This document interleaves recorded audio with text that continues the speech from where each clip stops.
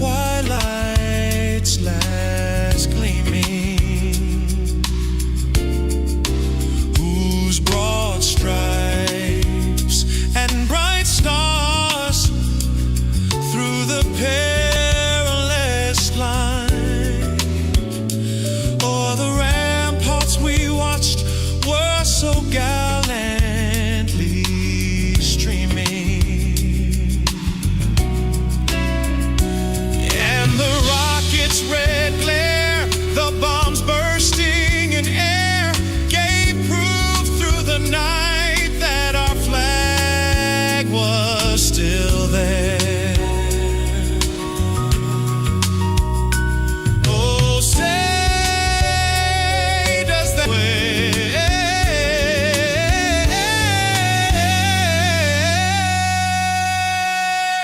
o'er the land of the free,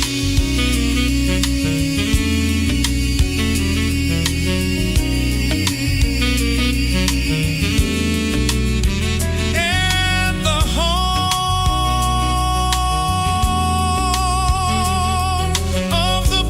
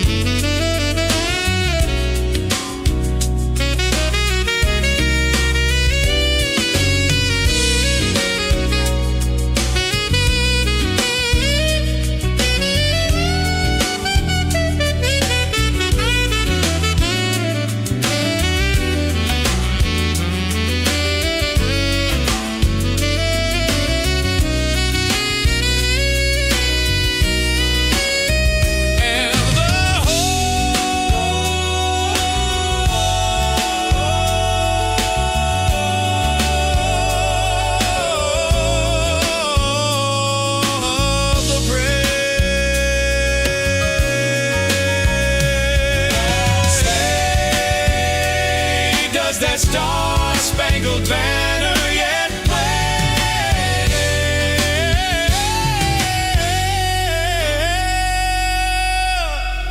o'er the land of the free,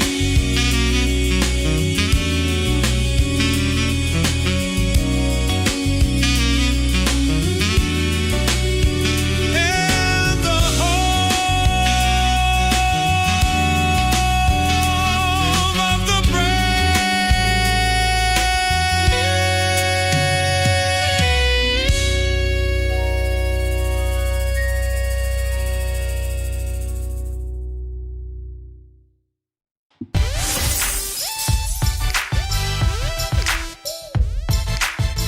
Grace and peace, you guys. Welcome back to Unshakable with April Chapman, where we discuss all things social, cultural, political, and theological from a biblical perspective. Happy Sunday, dear ones, or I used to say Happy Lord's Day. It's been so long since I've been live with you guys on a Sunday. So happy Lord's Day to you. Hopefully you gathered with some body of believers today, and if you didn't, Lord willing, you'll have another opportunity to do so next Lord's Day, as the old folks used to say, if the creek don't rise. But anyway, I'm so glad to be here with you guys tonight. I was rushing, okay? I was rushing because y'all pray for me. I am developing y'all know, like the little sty that develops on your eye. Well, a couple of years ago, I had developed one on my eyelid, and I didn't really know what it was. And then when I realized, I looked it up, and it's called a chalazion, and I had developed it, and y'all had it for like months. And I didn't really know what to do. And I had put like a hot compress on it, and I had put some colloidal silver on it, and then eventually it like drained.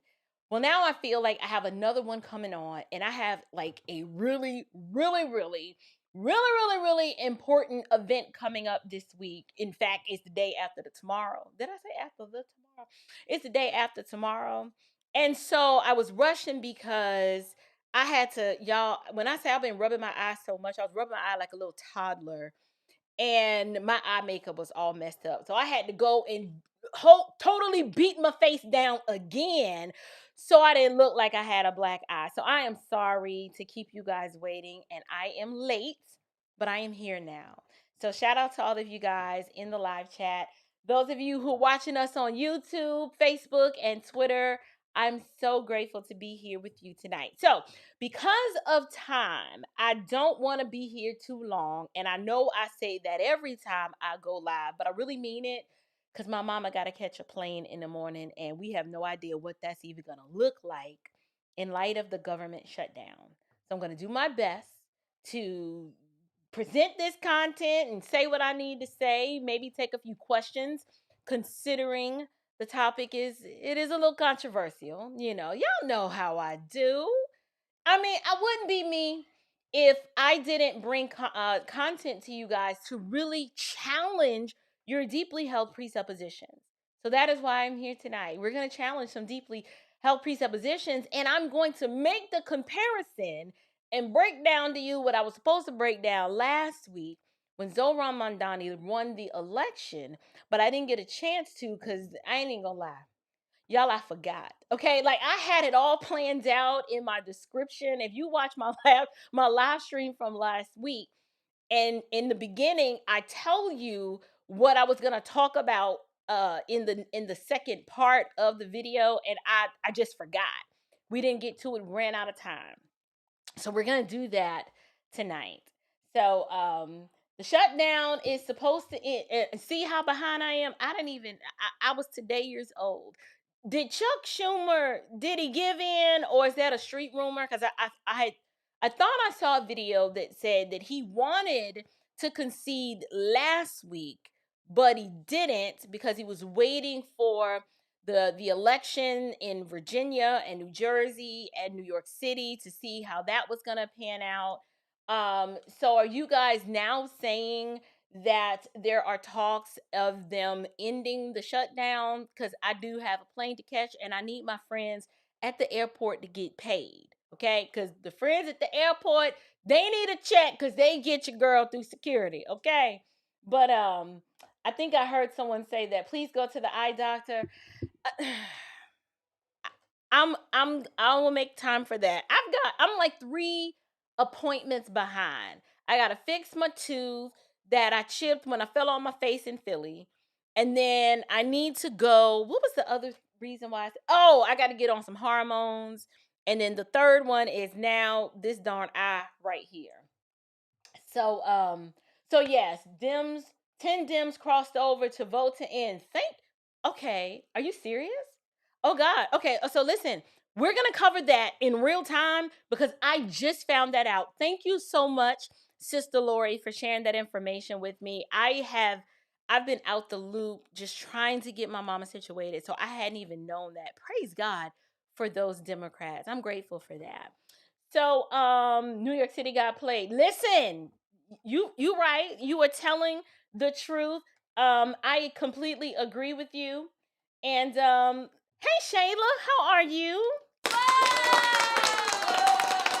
Sister Shayla says, keep challenging those presuppositions. By God's grace, I am. I am. You do not have to worry about that. Thank you so much for your super chat this evening. Every little bit that you guys contribute to the channel allows me to continue to do the work that I am doing. I get to spend time researching and just digging deeper. I understand that every YouTube channel, has their thing, right? But my thing over here, I really do want to educate you guys, and I want to keep it entertaining, but I don't want to just cover topics, on the surface and say, this is what happened and, what do you think? No, I want to draw the connections between what is happening now.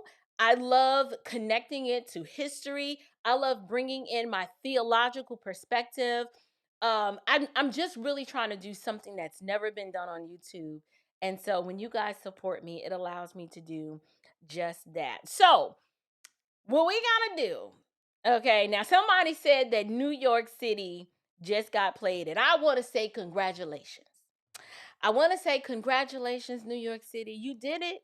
Y'all came through and you finally produced Martin Luther King Jr.'s dream. It's a dream come true.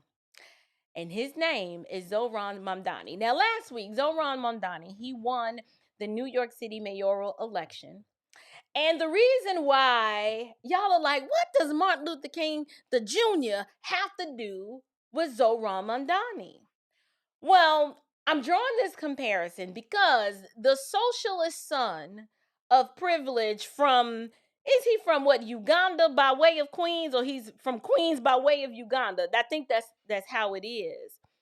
But he is now the living, breathing, brown-skinned embodiment of MLK's so-called economic justice gospel. And the reason why I'm calling it that is because, you guys, Mamdani campaigned on universal income. Y'all remember that? We could check that box. He campaigned on government guaranteed housing, right? He also talked about all of these taxpayer funded nanny state type programs where he wants to reward idleness and punish productivity. So we can check that box too. So my thesis tonight is that while you may be out here quoting from the I Have a Dream speech every January, Zohran Mamdani is doing just exactly what MLK wanted. And we're about to see New York City turn into a nightmare. So you gotta stick with me. If you're new to this channel, you might be like, this woman has lost her mind. How dare she disparage the legacy of Martin Luther King Jr.?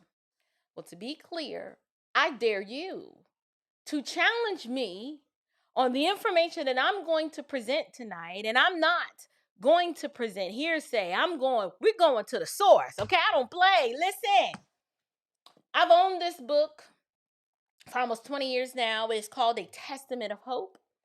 It is the essential writings and speeches of Martin Luther King Jr. So we're gonna talk about King. We're gonna listen to him in his own words. And then another primary source that I'll be referring to tonight is this one. This was the first lieutenant, okay? The right-hand man of Martin Luther King Jr. himself, his bestie, Ralph David Abernathy Jr. Ralph David Abernathy.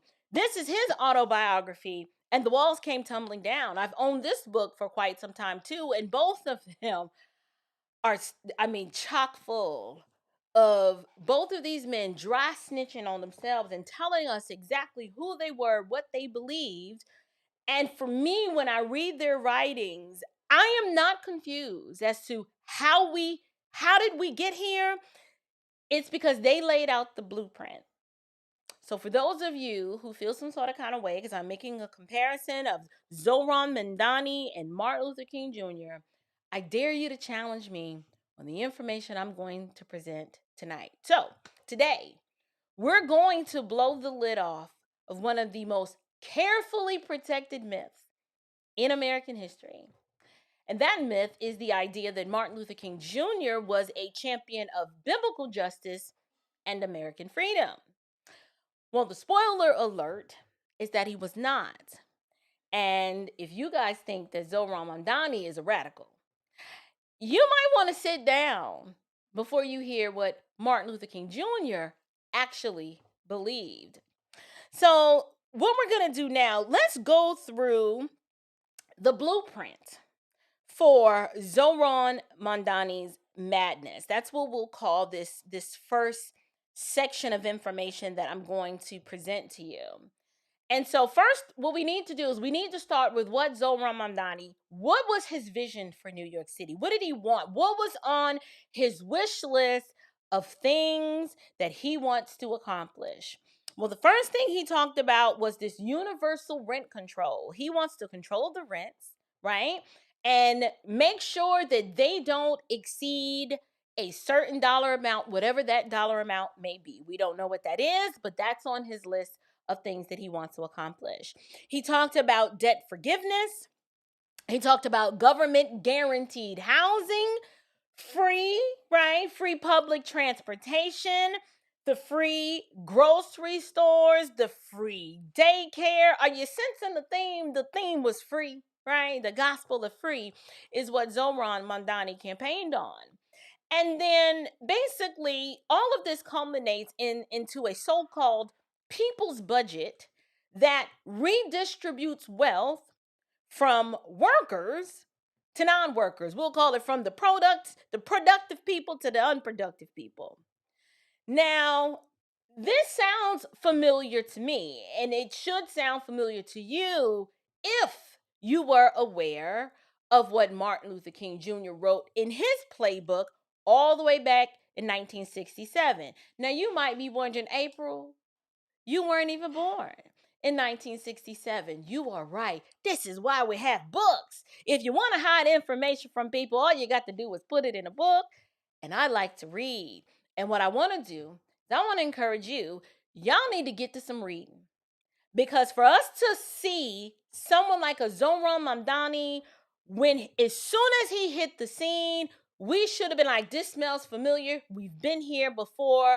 We can't fall for the okie doke. But I'm here to help you. I can see how you fell for the okie doke is because the media does a very good job of sanitizing history and creating a shareable narrative that they want you to believe about your so-called civil rights heroes.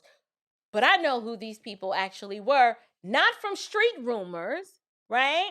But from reading their own writings. That's what we're going to deal with tonight. So the first thing I want to do is I want to read you in MLK's own words from a book titled Where Do We Go From Here? And let me just find my place. Okay, actually, I got it right here, but I just realized I have it right here too. So, where do we go from here? King said, quote, "We must honestly face the fact that the movement must address itself to the restructuring of the whole of American society. When you begin to ask the question why there are 40 million poor people, you are raising a question about the economic system, about a broader, wait for it, distribution of wealth." End quote. Now, when I first read that, I was like, wait a minute.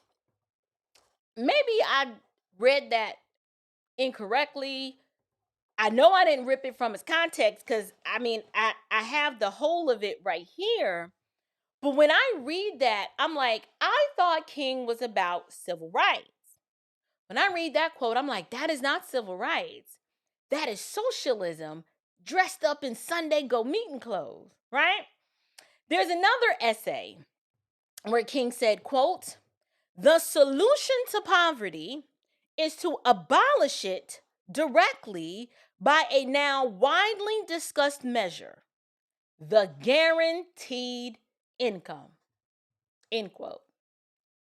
When I read that, I was like, no can do. I was like, this is not good. This is not good.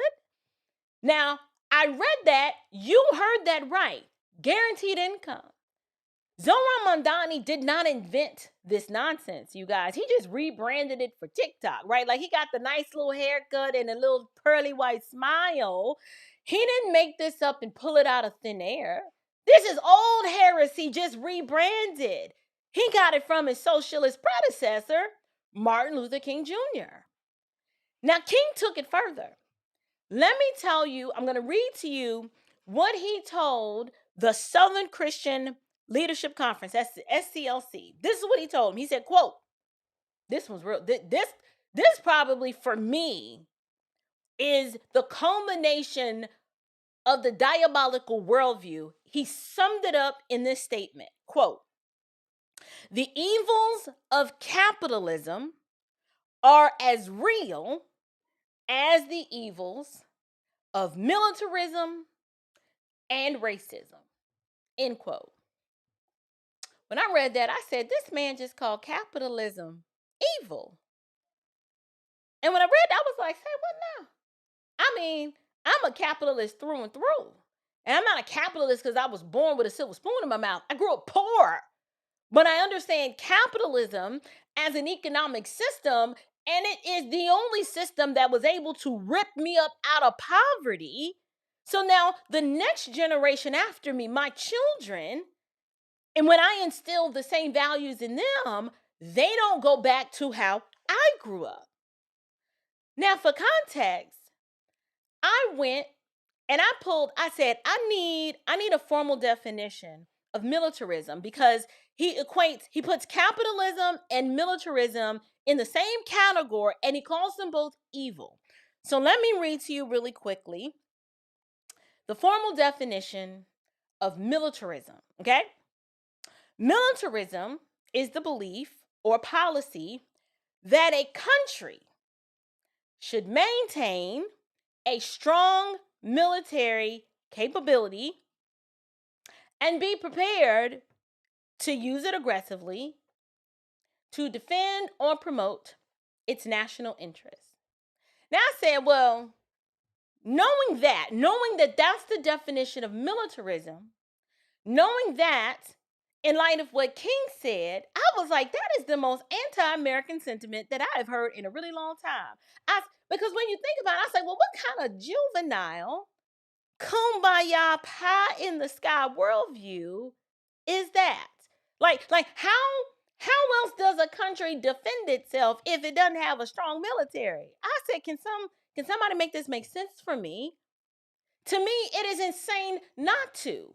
No, every sovereign nation should have a strong military. But King saw capitalism and the military as evil, which explained his position on Vietnam. If you know anything, King was completely against the Vietnam War. Now, people will argue, well, he was against Vietnam because he thought it was senseless violence. That may be true. That is fine. I'm reading his quote here to say that capitalism are as real as the evils of militarism and racism. I'm like, all right, we're talking with a Baptist minister here. Racism is a sin. And I don't like using the term racism. I prefer ethnic partiality because it's the sin of partiality expressed ethnically. That is a sin. Okay, all sin is evil. But militarism, how is militarism evil? How is capitalism evil? I was like, either he does not understand the economic system of capitalism and sovereign protection of one's nation, or he was pushing an agenda. You're going to have to pick one of the two. This man equated Americans' economic and defense systems with moral corruption. That is how far his worldview had drifted from biblical Christianity and American exceptionalism. And if you are a Baptist minister, I struggle to understand how you get there. If you are espousing a biblical worldview, it is not possible for you to land there. But in King's worldview, the free market, he referred to it as evil, and government redistribution, he assigns to it some sort of soteriological value. Fancy word, soteriology is the doctrine of salvation, right? Meaning a government redistribution can be a form of salvation. Like he saw some sort of salvific value in government redistribution, meaning the government takes money from one group and then distributes as it sees fit to another group. If that's the dream, then New York City, you guys, is headed toward a nightmare because we already know how this ends up. How is this any different than Mamdani wanting to do away with the police? Like, to Mamdani, law enforcement is problematic and it's evil to him. He wants to replace the law enforcement with some sort of socialistic, sidewalk counselor ministry. I'm like, you're a fool, sir. you're a fool. Now, I need to educate you all. I've covered this before, but I want to educate you all on an aspect of this country's history. I am not making this up. This actually happened. Y'all, we've already had a socialist trial run. We had our socialist trial run literally 6 weeks after Martin Luther King Jr. was assassinated, and it was called Resurrection City. If you have not watched the treatment that I did an entire video on Resurrection City, and I believe I linked it to the description of this one. You got to watch it. You have to watch it. And even though that video didn't get like hundreds of thousands of views, I am so proud, or should I say esteemed, of that coverage of that topic, because that was one of the topics that I covered. There's so many people in the comments like, I was today years old. I had never heard of this. What the heck? This is crazy. I can't believe this actually happened in America. And I'm like, it sure did. Right after King's death, his right-hand man, the big homie, Ralph David Abernathy, said that he believed, not that he believed, but that he wanted to make sure that he carried out King's dream, which was called the Poor People's Campaign.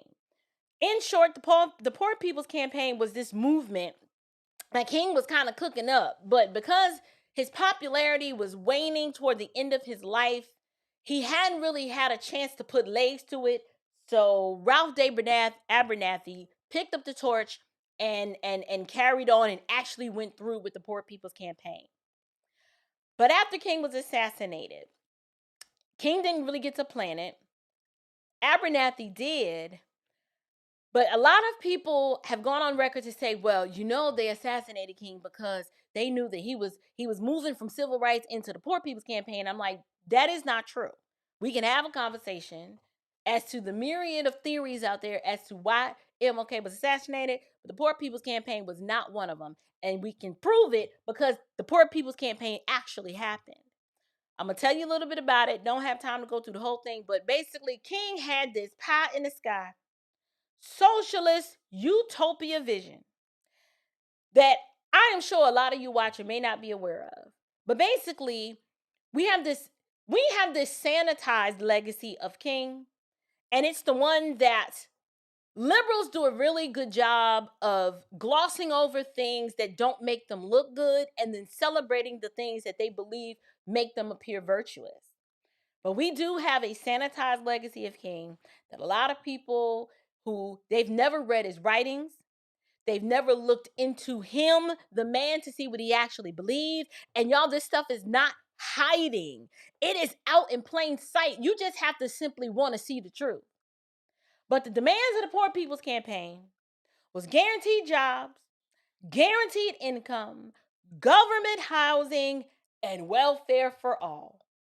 That was the gist of what they wanted.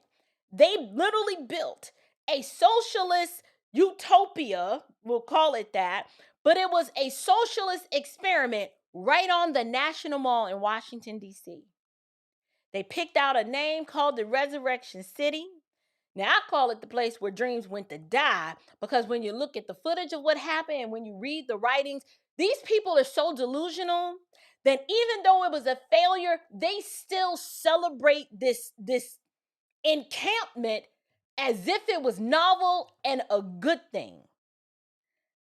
But in his book, And the Walls Came Tumbling Down, Ralph David Abernathy, y'all, he describes exactly how it turned out. And okay, hold on. Let me get to it here. Let me see. Maybe I put it in my notes. Yes. No, I didn't. Yes, it did. Okay. So there's one quote that I want to read. It says, "We were allowed to hear, to feel, and to see each other for the first time in our American experience, in our wallowing together in the mud of Resurrection City." And y'all, when he talks about wallowing in the mud, he really means wallowing in the mud. Now, that is socialism, folks. It's equality in misery. But I want to read to you something really quick. I promise you I read fast, you guys. And this is not to bore you, but it's to educate you. Let me read this excerpt. It says, all our citizens, he's describing the vision of Resurrection City. All our citizens would start out equal because they would arrive at Resurrection City in equal need. No one would have a larger house or a fuller stomach merely because of what he or she had inherited. No one would have an advantage over another because everyone would have nothing. No one would need an extra push because no one would have a head start. No one would be greedy and no one would be envious. We would all be back on the frontier where liberty and equality were not two mutually exclusive ideas, but achievable goals.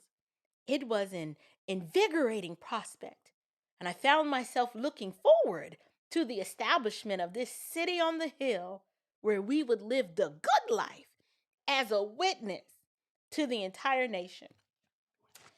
And he goes on, you guys, to describe the conditions of Resurrection City, and it was bad. It was really, really bad. I'm going to read some more, but basically, y'all, they set up these A-frame, like tent-like huts, and they had to figure out how they were going to power this, how they were going to feed everybody. It was a mess. Now, it rained, and the encampment did get flooded, but that's not their fault, right? That was beyond their control, kind of, sort of.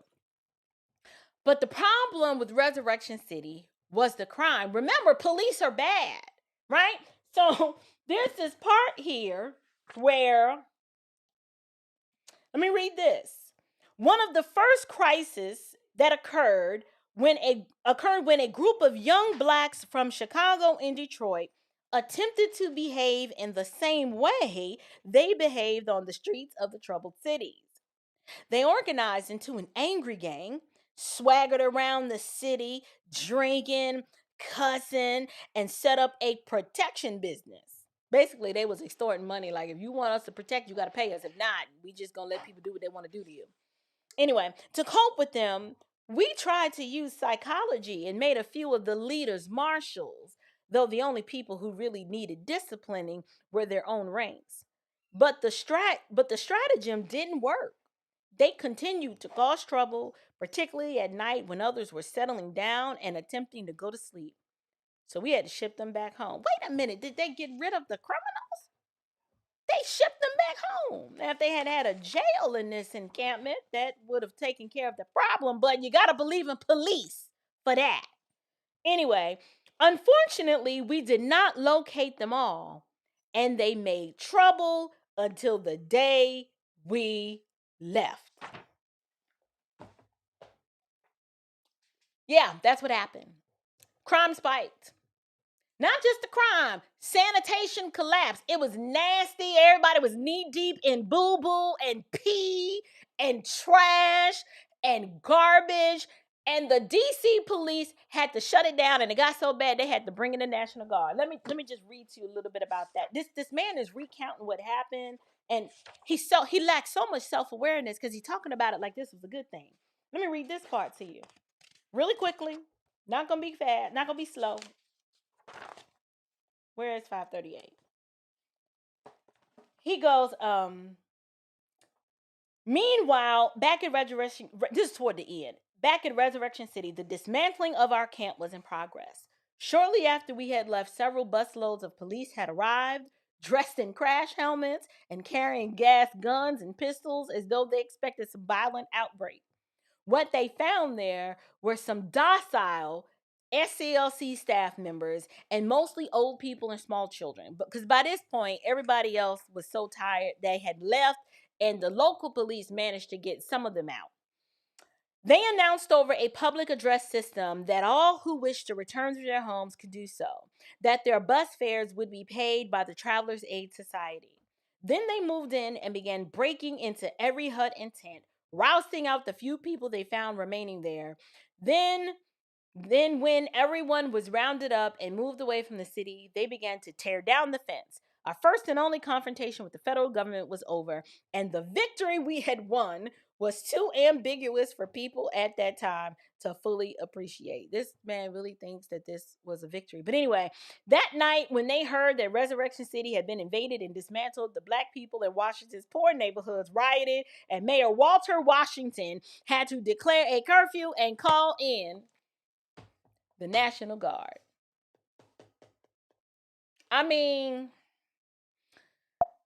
are we surprised?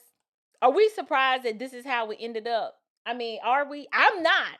But here's the thing. They couldn't control the rain. The crime, yes. The police shutting it down.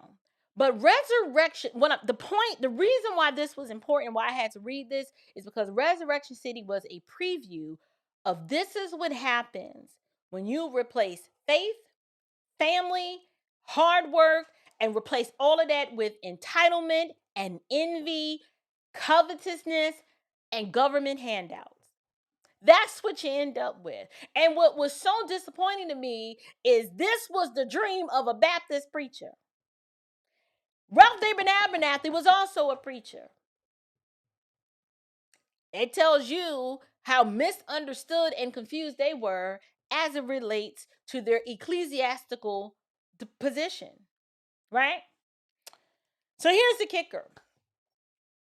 None of this was, it's not like we could not have predicted this is how it was going to end up. But here's what I will say. This was not a spontaneous failure. If you think about what socialism always promises, this is the natural fruit of an anti-biblical worldview. So none of us should be shocked or confused. When man makes government his God, when man is looking to the government to provide for its needs, you can't be confused when chaos is the only thing that resurrects. So now I'm going to move you from Resurrection City, and now let's take a look at New York City. Let's put New York City in our purview. Fast forward 50 years. Yeah, you got Mamdani and his socialist squad up in New York. They're preaching the same false gospel of theft as a means to prosperity. Everyone's going to just have what they need. Everything's going to be free. And the people deserve a living wage. His entire campaign was free this, cancel that, tax the rich. When you examine everything that Mamdani campaigned on, it is literally everything MLK was advocating for. Y'all know him for his civil rights advocacy. His purview was so much more broader than that. Mamdani has resurrected the same failed economic policy that Martin Luther King Jr. supported and tried to sell to the American people as this utopian dream. But all we have to do now, look around. All you see is disaster, because where has this ever worked? It never has. Look in New York City, and if you look at Mamdani, he hadn't even been sworn in yet. But New York's got record homelessness, crime out of control, collapsing small businesses. They can't even attract businesses. No one wants to do business on purpose in New York City right now. And they got a welfare state that is out of control. And now he's trying to add to that. Not to mention, you have a bunch of immigrants who have overrun the city. And when you look back at how forced assimilation, they tried to make that work in King's Resurrection City, it was a nightmare. Matter of fact, I'm going to tell you about it. When I read this part, y'all, when I tell you I have so many notes in this book, it's marked up to high heaven. Let me read this for you. So this part of the book is where, remember, in Resurrection City, everybody's supposed to have the same, and they're trying to create a utopia where I want to teach the world to sing. Like, they trying to have like a real life Coca-Cola commercial, right? Everybody just getting along in perfect harmony, regardless of your color, regardless of your gender. We're all just one big happy family. Yeah, well, you can't force that. But these Negroes tried. Listen to this. More trouble developed when we tried to assign a family of Mexican Americans to a lot next door to a black family and across the street from a white couple. Y'all, they were trying to artificially manufacture this cohesive melting pot of a community. They strategically, you couldn't pick where you wanted to live. They assigned to you where you live. Listen to this. Speaking in Spanish, they protested, pointing back down the gravel path, greatly agitated. Someone came to get me at City Hall, and when I got there, a small crowd had already gathered, staring suspiciously at the confrontation between the poor family and the Resurrection City authorities. I could tell by looking into their eyes what they were thinking. It's scared. It started here as well. This is him. I don't know if this is a direct quote, but it's in quotations. Quote, it started here as well. Nothing is really going to be different. They'll push us around just the way the authorities have done everywhere else we've been. End quote. I knew this could be more than a mere misunderstanding. Indeed, it might turn into a nationally televised incident. So I was very anxious to reassure these people that we were gonna help them, not tyrannize them. A young black woman who could speak Spanish was talking with the man of the family.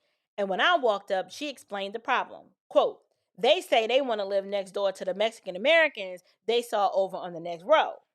I nodded, thinking they simply didn't understand what was going on. Remember, they got to think for you, right? Because you're stupid. You don't know what you want. We know what you want. Quote, tell them that we're all living together as one people. Then we don't assign anyone to separate neighborhoods according to race or national origin, end quote. She turned and spoke to the husband, a short middle-aged man with shining white teeth.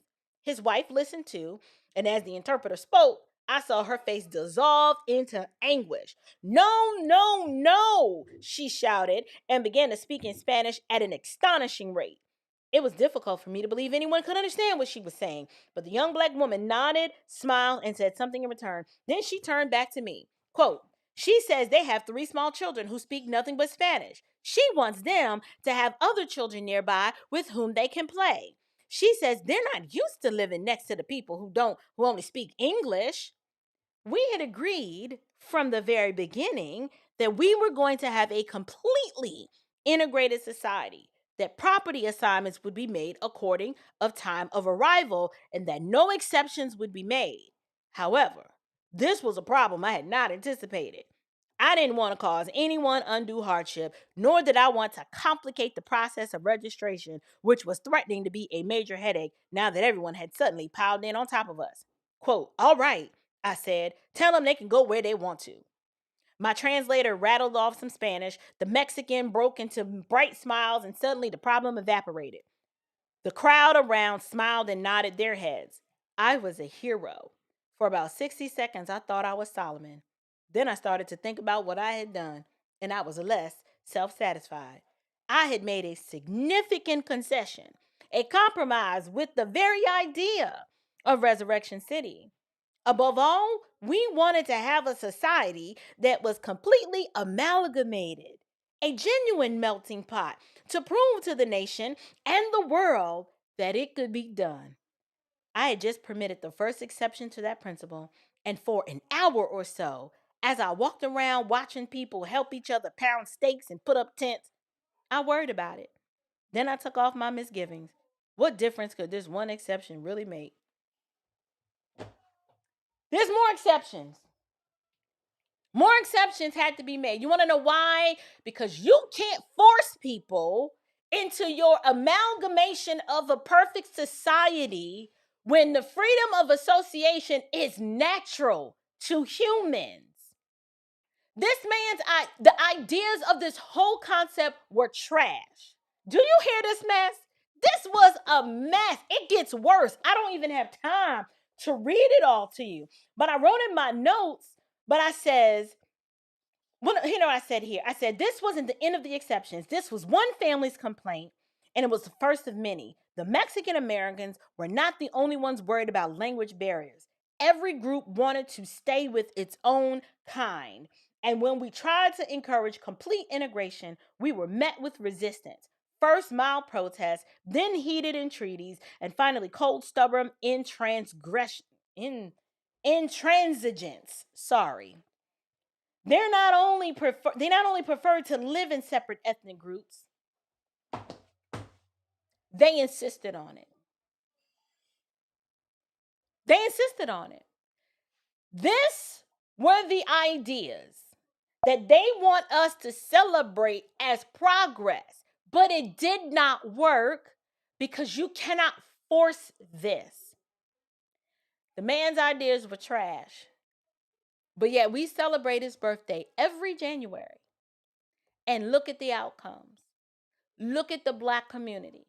The very group that King claimed to uplift is worse off than they've ever been. High abortion rates, fatherlessness, our schools are trash. We got generational dependency, 3 generations or more of bastards raising bastards, all under the benevolent care of government compassion. Please stop. Don't love on me like this. I don't want this kind of love.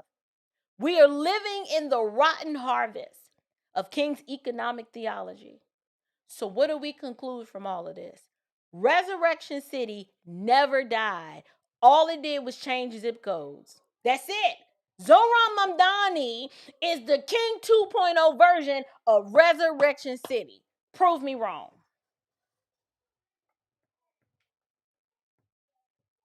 I'm not making this up. I am reading primary sources in their own words accounting what happened. Now, socially and politically, I can look at what King and Mamdani advocate for, and I can easily see how it's problematic. Like, this is not hard for me.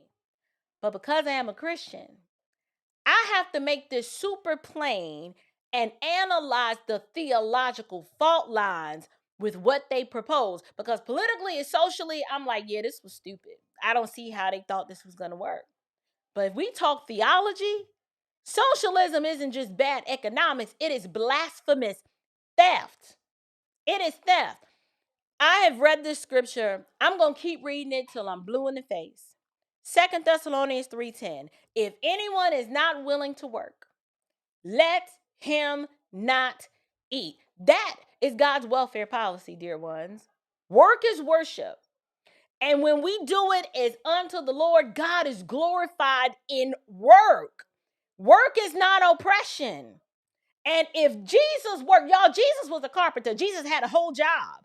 If Jesus could have a job and he owned the earth, yes, earth with an F, what makes you think that you're too good to work? You're not greater than the sinless Savior of the world. Jesus had a job. You need a job.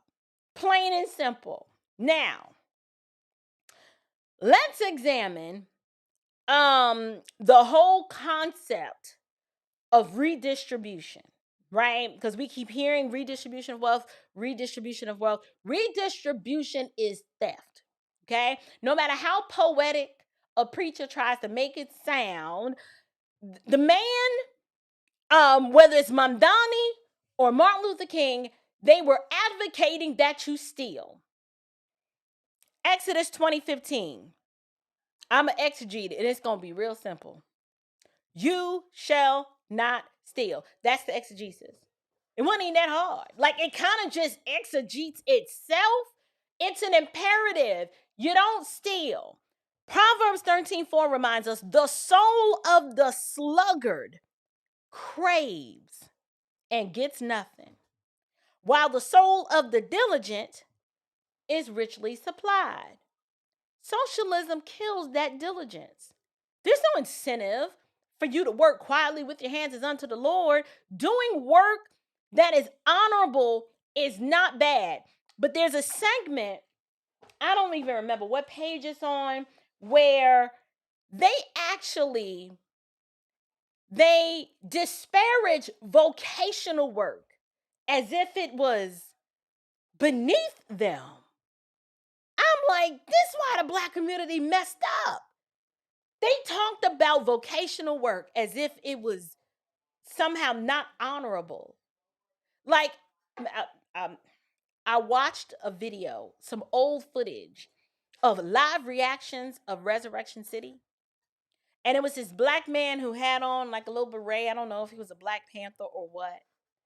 This idiot, and he thought he was deep, y'all. I know he thought he was deep. This man, and I'm paraphrasing, had a nerve to say, we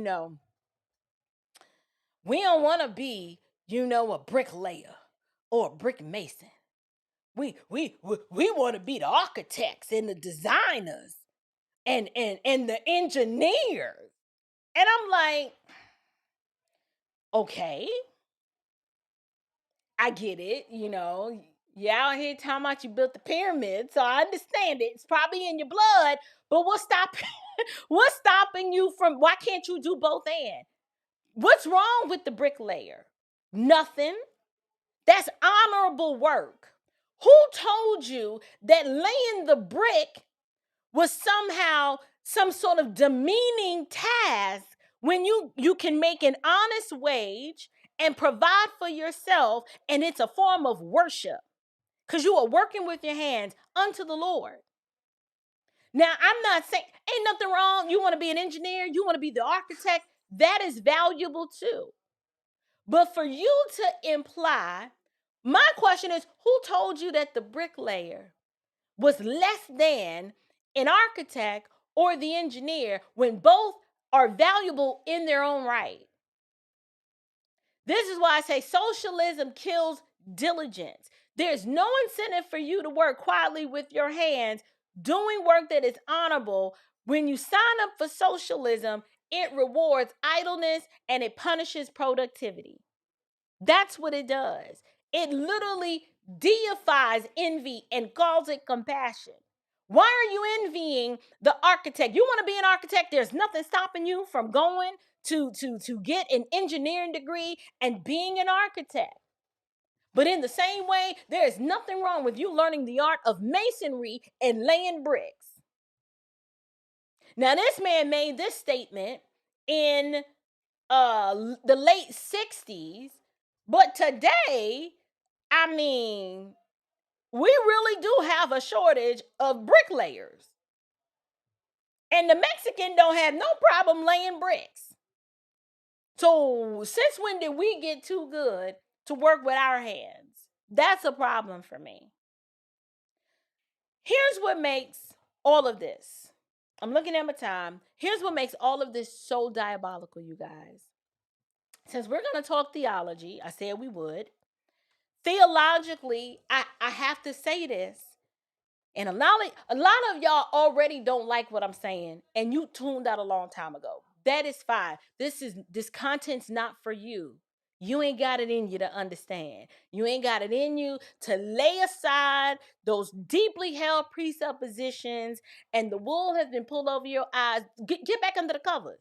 Get back under the covers and wait till I talk about Jasmine Crockett or something. Just come back another time. Here, because we're talking doctrine and theology, here's what makes all of this so diabolical. You guys, Martin Luther King Jr. was a Baptist minister. This man claimed to be a preacher of the word, which means, in theory, he works for God. Now, I don't believe that, but we're just going by his public claims. King's dream was never about redemption through Christ. It just wasn't. Where did that frog come from in my throat? Did y'all hear that? Y'all ain't hear that? That was crazy. Hold on. My voice it shifted, and I was just like, "Ooh, it's like the fog just jumped up in my throat." We have no record of him dreaming or preaching about redemption through Christ alone. He preached redemption through Congress. His goal was, we have to get government to act. My question is, how does a preacher reduce his ecclesiastical call to something as trivial in comparison to his high calling of being a shepherd? How you reduce your spiritual calling down to such a carnal level? How do we do that? Now, I can understand Mamdani, right? I can understand how Mamdani could think the way that he does. He's not a Christian. He's a Muslim. But for King, that is spiritual malpractice. And sadly, Mamdani is just a modern Muslim apostle of Martin Luther King Jr. And I'm not saying that as a flex. Like, he might take that as a compliment, but it's not. If you understand the depth of what I'm saying, that is not a flex. So I've already lost some of y'all, and here's where I'm probably gonna lose the rest of y'all. I know I am. But I've got to call the people of God to be consistent. And so this is you're gonna be forced to choose. You cannot disavow Zohran Mamdani and then still venerate Martin Luther King Jr. If one is your hero, both are your heroes. They rise and fall together. So if you're like New York City is doomed, I agree. But in the same vein, Mamdani is just carrying the torch that Martin Luther King Jr. lit. And if you're going to disavow one, you got to disavow the other. But the justice gospel that one preaches, it's the same. The same justice gospel that animates Mamdani's socialism, it came straight from King's pulpit. He's King 2.0. And we just have to admit we've been hoodwinked by the eloquence. He was. We've allowed them little pearly white teeth and that little slick dark hair. He caught you slipping. He did. Now, not me, because I knew he was a socialist, but I'm saying for the average Democrat voter, yes, he captivated their heart. Just like King was a masterful orator. I will give him that. But when you strip away the rhetoric, his vision of America was not rooted in scripture. It was rooted in state control. So we got to be consistent. If you call Mamdani's agenda godless, and it is, then you've got to tell the truth about King's too, because their vision was the same. What's the difference? I read you Mamdani's, and then I read you the vision. Resurrection City was literally the vision in real time. It was a failure. And then you have Mamdani's vision in real time. Parts of it's already been a failure. Now we're about to see the manifestation of it. So you're stuck. What you gonna do? Friends, the dream we were sold was a counterfeit. And now we're choking on the consequences. Resurrection City was the blueprint. New York City is the sequel. All I'm saying is that when man replaces the gospel of Jesus Christ with the gospel of government, the results will always be the same. You get bondage, not freedom. New York City just voted for slavery. I just voted for slavery. So next time someone quotes, "I have a dream," you should ask them, which dream? Because if it's the one that Mamdani is building, you better wake up. You better wake up. But here's what I do need you guys to do. I know this was a hard episode. I know it challenged what you've been taught. I know it hurts. You gotta go through the stages of grief. Okay, you get shock, then there's anger, then you get pissed off, angry, and then maybe some of you are at the acceptance phase. I don't know. I'm willing to meet each of you where you are, but I can't do it if I can't just gloss over the truth and act like I didn't read these men in their own words. In fact, you can pull original source documents of the SCLC. Look at their mission, look at their bylaws, look at their meeting minutes. They all were Marxist socialists. The whole organization. I'm like, dang, communism has been among us for a really long time. And they've been using the Black community to usher in. And they've succeeded effectively, because I do believe the Black community in America is nothing more than a replica of it's a Marxist. We're melanated Marxists. When I say we, I'm really not including myself, but I'm talking about we just as the group. The Black community in America, we already are well primed mentally to accept communism. Socialism is just the little slick. It's like right there. We're well primed for that because of the civil rights movement, and because we herald and we celebrate the civil rights movement as the one thing that gave us our rights. When I'm like, no, my rights come from God. Government doesn't grant me my rights. It can secure them, but it doesn't grant me my rights. I was born free. Government doesn't even have the capacity to grant you that what you're asking. So if anyone wants to debate this, hey, just say the word. Come with your receipts though. You got to come, you need to come with your historical primary sources to refute what I'm saying. I'll set it up, but bring your facts, not your feelings. That's what I'm just saying. But this is important. It's important for you to know and to learn and to grapple with. It might make you uncomfortable. It made me uncomfortable. It took me, I think I would say 2 years. When I was first introduced to the socialistic worldview of Martin Luther King, I heard it in passing and I was like, that's interesting, but I still don't think that should overshadow, the civil rights progress that was made. Because at the time I thought it was progress because I had not thought deeply about it. And then, you start reading some more and you start researching some more and you start looking into it. And the deeper you look into it, you're like, wow, now I see. I once was blind, but now I see. So much makes so much more sense now. And so a lot of us are at different points in that journey. And I understand it is a lot to swallow. I notice how I don't spend a lot of time talking about MLK and his personal life. Okay. The man was a freak nasty. Okay, fine, great.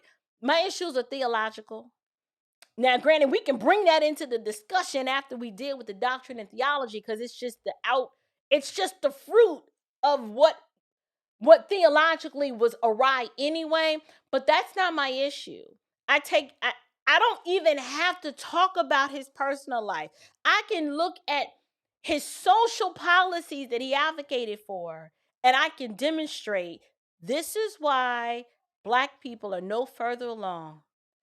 Because it's just like God when he asked Adam and Eve in the garden, who told you that you were naked? Right? Who told you that in order for you to have dignity, value, and worth, that you must fight to sit next to a white person on a bus? Because if you don't sit there, your value is intrinsically tied to where you sit or what water fountain you drink from or what side of the bus station you sit on. Who told you were naked? It's just my question. So, I'd like to in real time, you guys just happened to tell me that in terms of the shutdown, we might be approaching the end of that, and I need to corroborate that story. So let me see what I can find. Y'all doing all right out there? Democrats signal break in shutdown. So I'm reading on Newsmax. The Senate is voting on the first steps to end the 40-day government shutdown Sunday after a group of moderate Democrats agreed to proceed without a guaranteed extension of healthcare subsidies, angering many in their caucus who wanted to continue to fight. So these people were willing to let you starve and not get paid until they extend the government subsidy of the already expensive Obamacare. All because, you know why they were doing this, y'all? They were holding out and they added that one little concession in. They wanted that provision for just 1 year because they're trying to wait for the midterm so that they can use it to campaign on. They think they still playing politics with people's lives. But the Senate is voting, and it says here the group of 3 former governors, New Hampshire Senator Jeanne Shaheen, New Hampshire Senator Maggie Hassan, and Independent Senator Angus King of Maine, said they would vote to reopen if the Senate passed 3 annual spending bills and extended the rest of government funding until late January. Senate Majority Leader Senate Majority Leader John Thune endorsed the deal Sunday night and called an immediate vote to begin the process of approving it. The time to act is now, Thune said.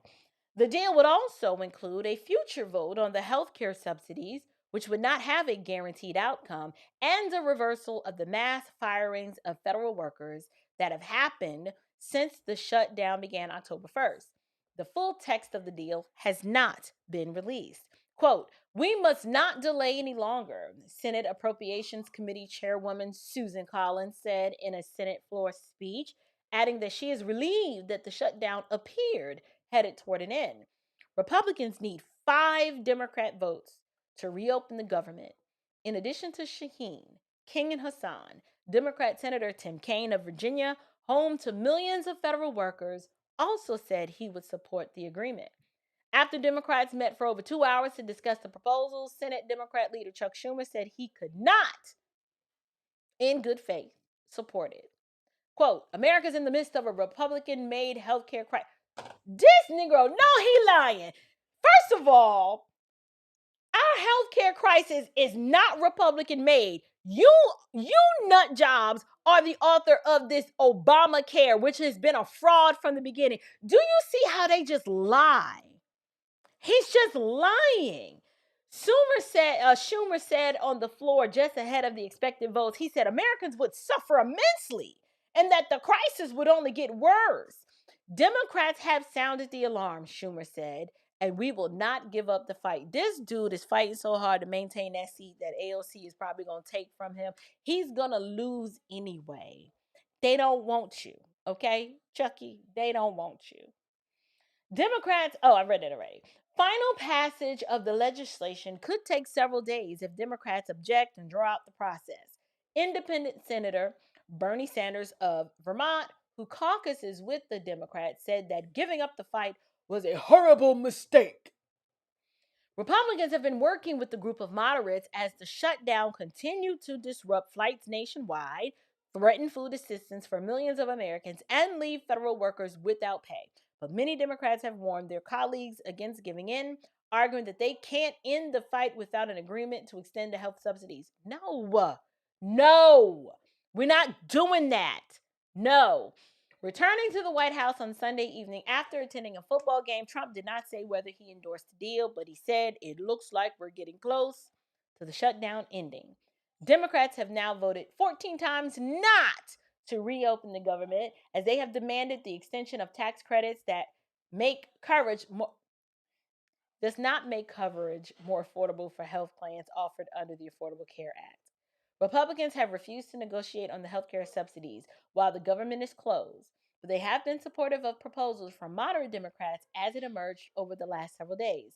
The agreement would fund parts of government, food aid, veterans programs, and the legislative branch, among other things, and extend funding for everything else until the end of January.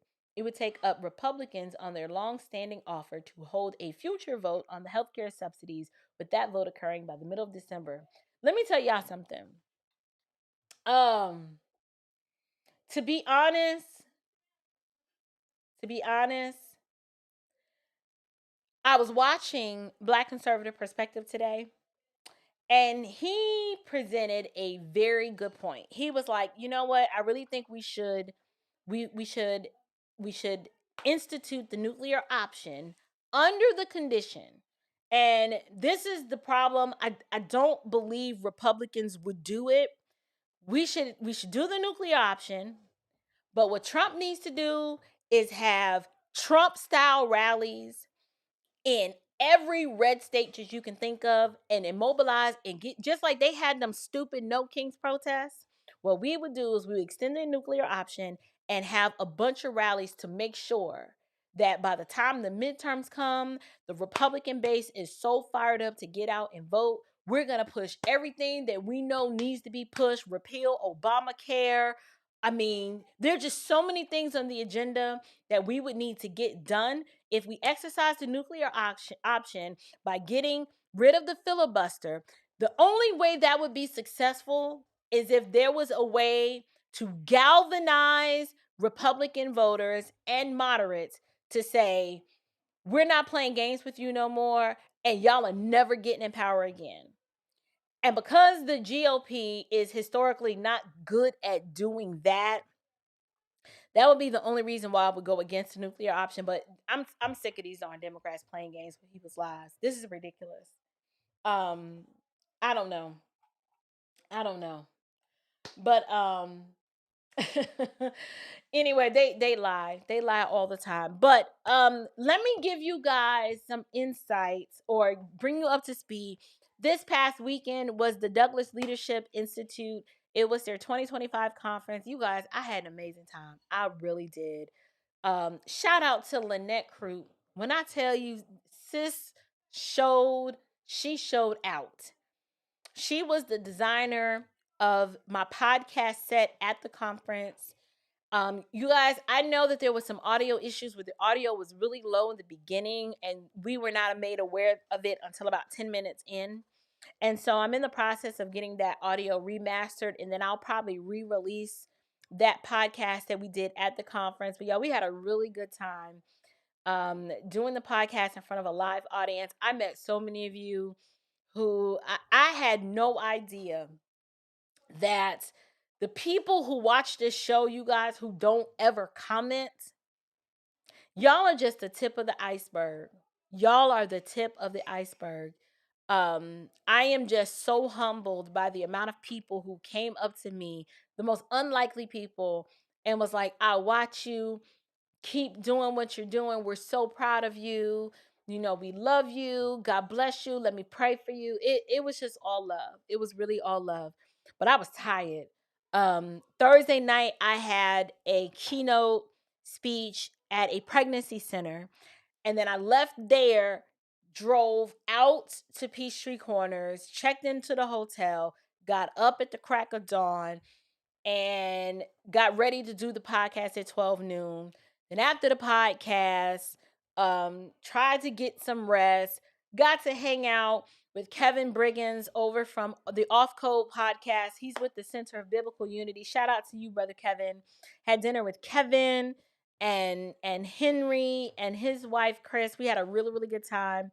And then yesterday, here's what I want to tell y'all.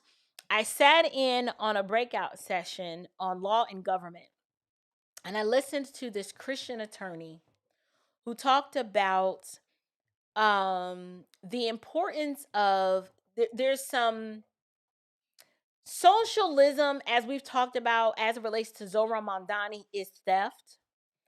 But socialism, the way this attorney described it, I said, I got to do a show about this. So I'm going to give y'all a brief synopsis of what she said, and then I am going to come back and do another show. She says, socialism is just another form of slavery. And she said, if you think about it, with socialism, the government is the one that's providing for your health care, providing for your food, providing for your transportation, providing for your housing. Well, if the government is the one that is the provider, they are going to be the ones that demand your loyalty and your worship. You're no longer free. You're now a slave. Why? Because if they're providing the housing, just like in Resurrection City, they get to determine where you live. You don't get the freedom to choose, well, I want to live here. In Resurrection City, they were like, no. You go where we assign you. And when you push back and don't like it, what happened? There was tension, right?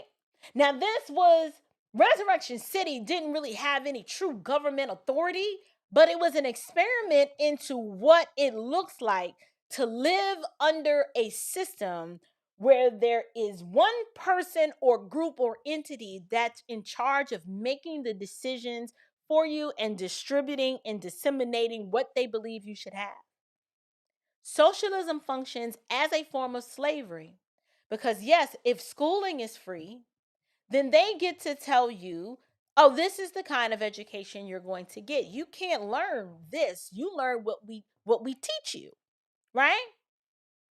Socialism is another form of slavery because if they provide your health care, then they can be the ones to say, oh, well, you holistic health, you you wanna rely on plants and herbs to stay healthy? No, no, no. You're gonna take these drugs and you're gonna like it.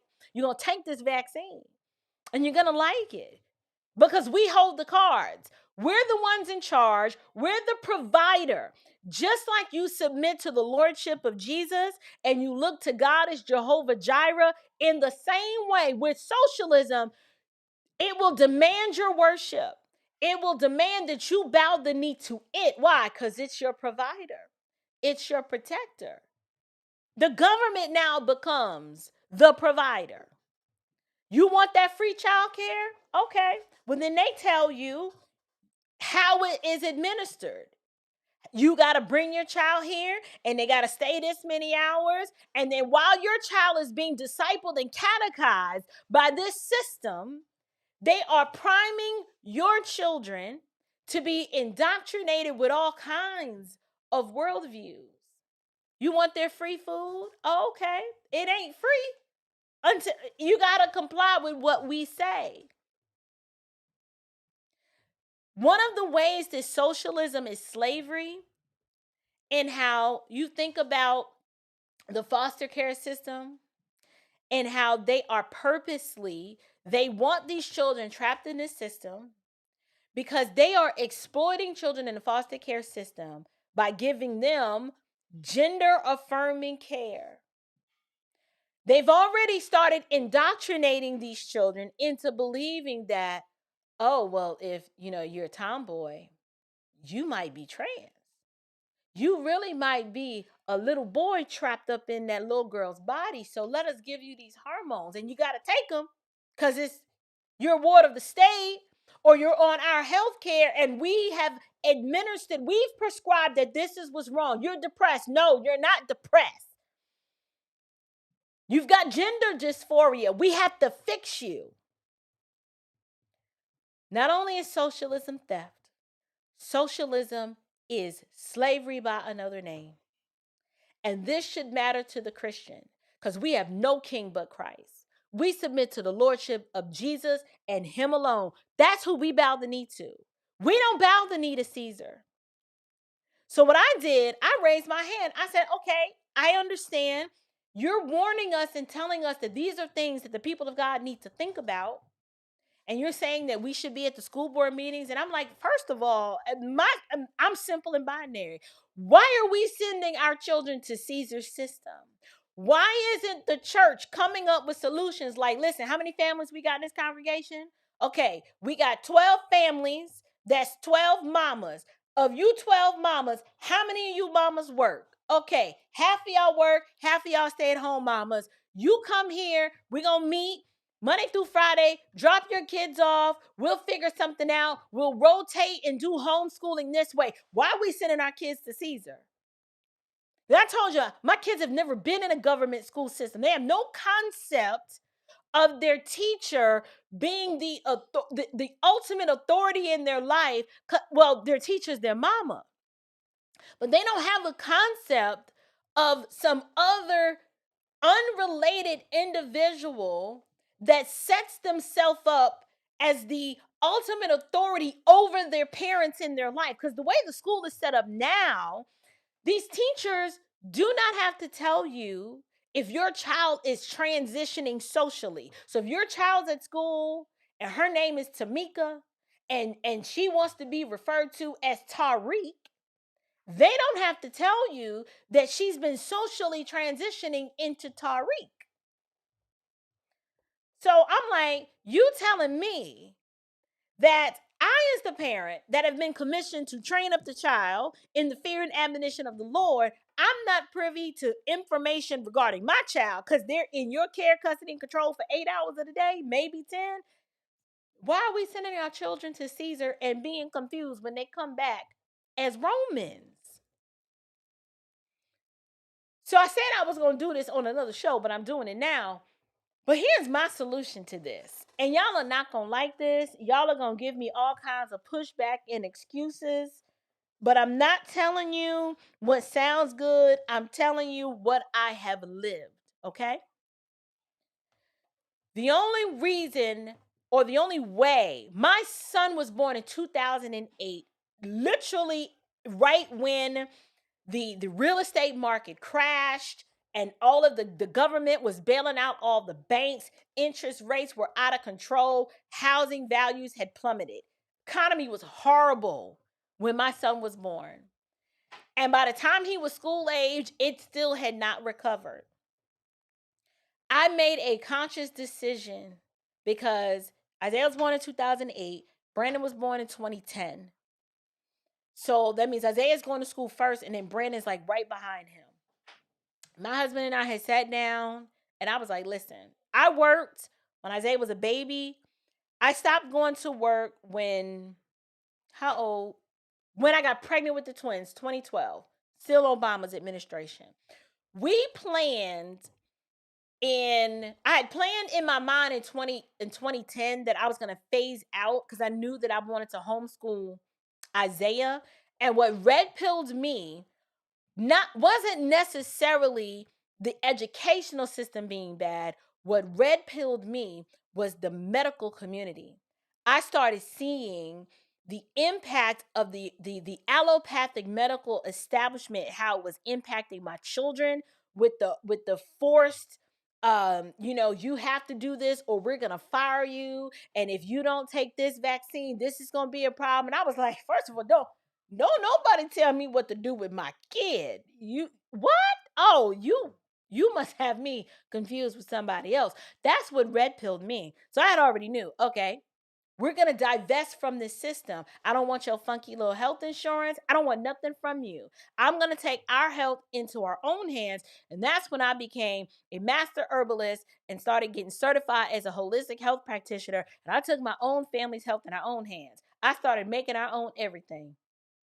Literally, our own everything. Changed our diet, cleaned the diet up, just went clean.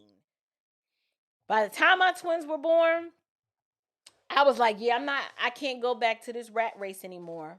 I said, I don't care what I have to sacrifice. I said, we got to downscale our life. We can't have 2 cars. I was like, we can't upgrade to the big house. I said, we here, then we're gonna figure this out. We downscaled to 1 car, no car note. I grew out my relaxer. I wore natural hair. I shopped at the farmer's market. I raised and clothed and fed and we did all of the things. Nobody was hungry, but it was a sacrifice. I couldn't be the boss chick with the cute clothes during those formative years because I said I have to spend this time and pour into my kids because I'd be darned if this government school system is going to get them. And we didn't have a lot of money for curriculum. So those first few years, you don't need a lot of money to homeschool. We used easy peasy homeschool the first few years. And then what I would do is I would meet other homeschooling moms. And when they would get finished with some of their textbooks, I used the McGuffey readers. I mean, listen, if Little House on the Prairie was reading the McGuffey readers, that's how I taught my kids how to read. I had the whole set and we made it work. My husband would go to work. You got 1 car and he needed the car. Grocery shopping got done. Either when he got home from work, we would go together, or I would go on Saturday morning when he was off. And I would get it all done, and I had to organize my life and plan it out. I had to plan it out. I had to live a very disciplined, diligent life so that the government, they were not going to get my kids. It was not going to happen. And I want to urge, if you are a young mom and you are in childbearing years and you think that you need a 5,000 square foot house in order to be happy, the house ain't going to make you happy, sis. You've got to reorient your worldview and have your life hidden in Christ, so much so that the trappings of the world out there don't mean more to you than training and raising those children in the fear and admonition of the Lord, because this system is coming for your children. They are coming for your children. And you have to you got to do it in phases. I'm not saying you quit your job tomorrow and come home, but you downscale your life. You look at your life and say, what can I get rid of that is a want versus a need? And you submit that want to the Lord and say, when that time comes, I can get, like, I've got a lot of my wants back now, but back then, no.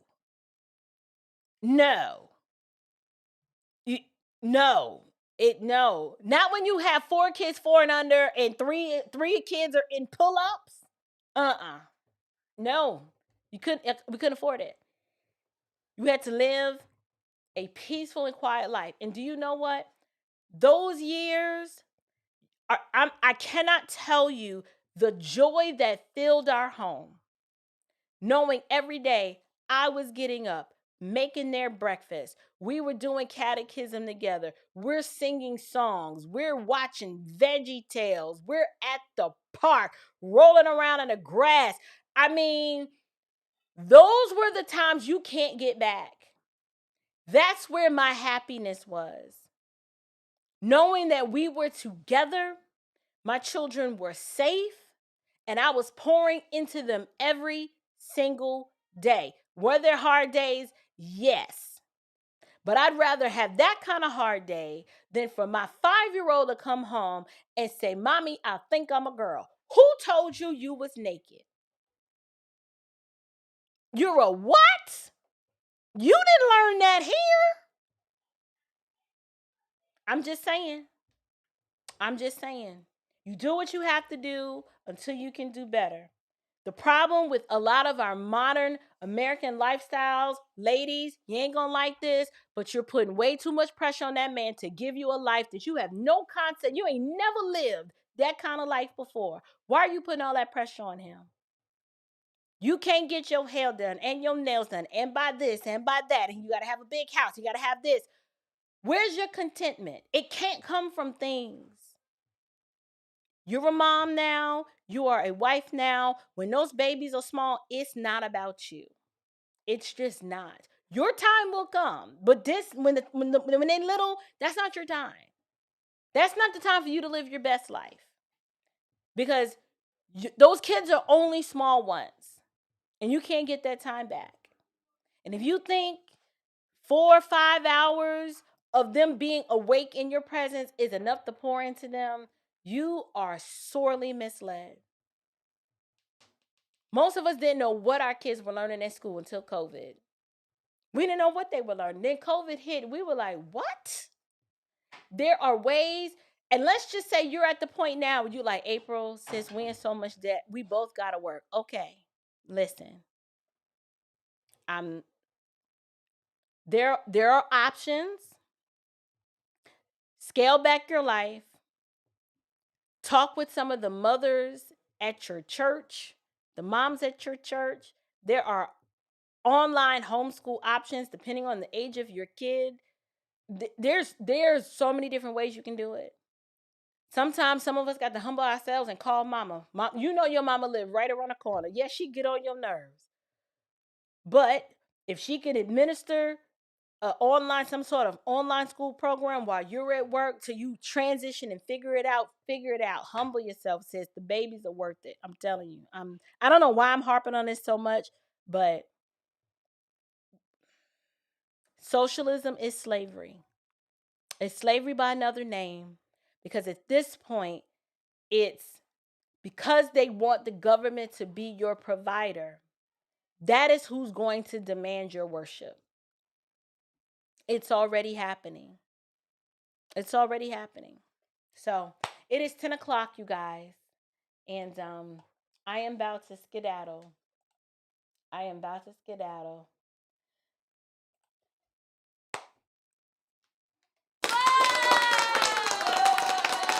We're indoctrinated to seek convenience over quality. We are. And the only thing, maybe it was a blessing that my husband's 15 years older than me. And by the time social media came out, I was married with my first child when I first joined Facebook. And I didn't I didn't have the Instagram scroll to where I was constantly bombarded. I mean, I was young, I was in my 20s, but I wasn't constantly bombarded with the messages of the you should have this life. And if you don't have this life, then he doesn't love you. Or if you don't have this life, then you're slumming it. I don't know what kind of messages these chicks are getting on the Instagram, but it's causing these women to desire a life that no one they know personally lives this life. They just see it on Instagram because of the people they follow, and it causes them to covet. It causes them to be envious. And then that covetousness and that envious spirit translates into pressure on the man when he's like, wait a minute, I provide a home. We have food in the house. Okay, no, we haven't been on an Alaskan cruise this year, but shoot. I mean, is that the standard? Can't we work toward that? Some of us, for social media is a trap. You might need to get off social media. Because you can't have her life. You don't know what she's doing or selling to get the life that she lets you see. You know what I'm saying? You don't know the level of spiritual compromise and integrity that's being um um compromised in order for her to live that life. And the sad part about it is I see older, like 40-ish and up women doing that, thinking that you know that they're settling for the husband they have because he's not doing what Shaquana's husband over here is doing. That's crazy to me. We can't have that. But anyway, all right, you guys. I don't have anything else to present tonight. We talked about Zohran Mamdani. I hope I was clear in my comparison to how Mamdani is MLK 2.0, based on they both espouse the same social gospel of wealth redistribution and socialistic theft under the name of compassion and stamping out poverty.